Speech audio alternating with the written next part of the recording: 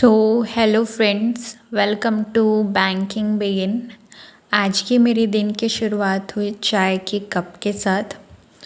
आप ज़रूर बताइएगा कि आपके दिन की शुरुआत किस चीज़ से होती है। उसके बाद मैंने डिसाइड किया कि आज मैं एक इंग्लिश का सेक्शनल मॉक दूंगी। देन मेरे जो मार्क्स आए वो थे 19.75। आई नो कि मुझे इम्प्रूवमेंट की बहुत ज़्यादा ज़रूरत है और हम इस पे वर्क करेंगे भी। उसके बाद मैंने मॉक एनालाइज़ किया, फिर मुझे समझ में आया कि इंग्लिश में कन्फ्यूज़न की वजह से काफ़ी मार्क्स जो हैं वो नेगेटिव में चले जा रहे हैं, जो कि अच्छा नहीं है और एग्ज़ाम के एक दिन पहले तो बिल्कुल नहीं है। तो जो मेरा टॉपिक है जिसमें सबसे ज़्यादा मुझे प्रॉब्लम आ रही है वो है एरर और पैराजम्बल। अगर आपके पास इससे रिलेटेड कोई सजेशन है तो आप ज़रूर बताइएगा। मैं वेट करूँगी आपके कमेंट का। साथ ही आपकी जो क्वेरीज़ थी उसको हम इस वीडियो में डिस्कस करेंगे। बहुत लोगों को बहुत सारा कमेंट था तो हम आगे डिस्कस करेंगे। इसमें 2 सेक्शन आता है। जो बंडल वाला पीडीएफ होता है उसमें एक ये लोग क्वेश्चन देते हैं, फिर स्कोर बूस्टर करके एक देते हैं। 2 सेक्शन रहता है। तो ये स्कोर बूस्टर वाला था जिसमें से मैंने 3 या 4 अटैम्प्ट ही नहीं किया था। पता नहीं क्यों, शायद डर की वजह से कि ये माइनस में चला जाएगा, नेगेटिव में चला जाएगा। और ऐसा था कि मैं कर सकती थी, बाद में मुझे रियलाइज़ हुआ कि मैं कर सकती थी।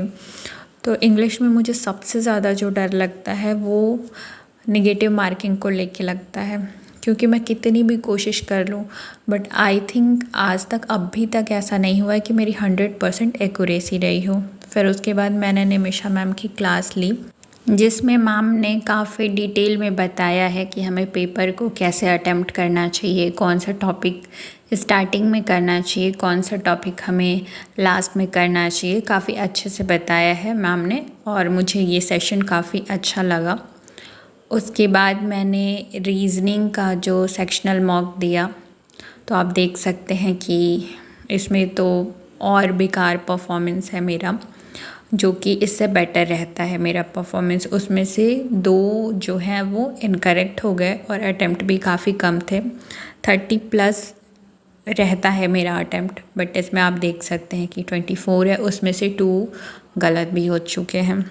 और ये जो है ये मार्क करने में गलत हुआ है ये हाँ। और ये जो है वो मिसलेनियस का है और आई डोंट नो मिसलेनियस क्यों गलत हुआ है। पज़ल एक भी गलत नहीं है बट जो मिसलेनियस है वो गलत हो गया। और ये जो है वो रिलेटेबल वाला है कि CD से रिलेटेड है, FA से रिलेटेड है। तो वैसे आप बताइए। तो इसमें क्या था, 1 का गैप था, सब 1 का गैप था सब में। और जो पूछा था तो वो बीच में था, लेफ़्ट साइड में A था 1 के गैप पे और राइट साइड में B था। तो दोनों ऑप्शन में दे दिया था। तो मुझे समझ नहीं आ रहा था मैं कौन सा टिक करूं, इसलिए मेरा गलत हो गया। और मुझे अभी तक नहीं समझ में आया है कि किस बेसिस पे वो टिक हुआ है। शायद मैंने ध्यान से देखा नहीं। उसके बाद मैंने इसको अच्छे से एनालाइज़ किया कि मेरी कहाँ गलती है। उसके बाद फुल लेंथ देने की मेरी हिम्मत नहीं हुई। देन मैंने सर की क्लास ली अर्थमेटिक की। मन तो मेरा नहीं था बट मैंने देखा कि सर की तबीयत ख़राब है, फिर भी सर हमारे लिए क्लास ले रहे हैं। तो जब वो हमारे लिए इतनी मेहनत कर रहे हैं तो हम अपने लिए तो मेहनत कर ही सकते हैं। तो इसलिए मैंने सर की क्लास ली, सर को देखा तो मेरा भी मोटिवेशन आ गया कि हमें भी मन है या नहीं है बट सर अगर हमारे लिए इतना एफर्ट कर रहे हैं तो हमें भी करना चाहिए।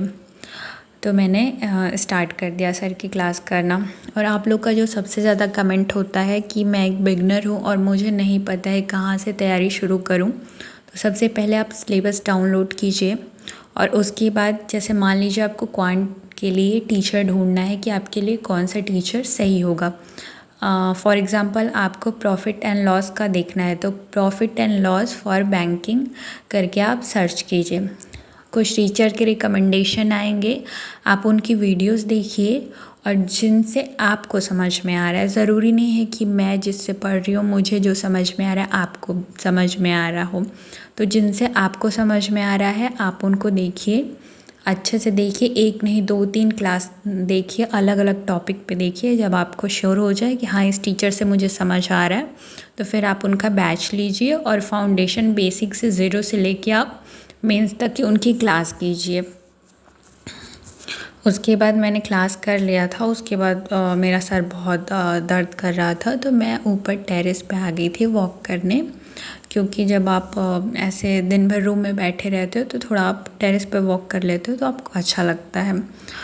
तो आप जो है अपनी प्रिपरेशन के लिए, सबसे पहले आप बिगनर हो तो आपको फाउंडेशन क्लियर करना चाहिए, और मैंने जो बताया वो आप हर सब्जेक्ट के लिए वो तरीका फॉलो कर सकते हैं।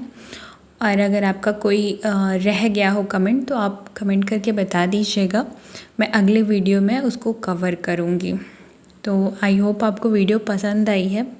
अगर आपको वीडियो पसंद आई है तो चैनल को लाइक कर सकते हैं, कमेंट कर सकते हैं, सब्सक्राइब कर सकते हैं, बेल आइकन प्रेस कर सकते हैं। Thank you for watching.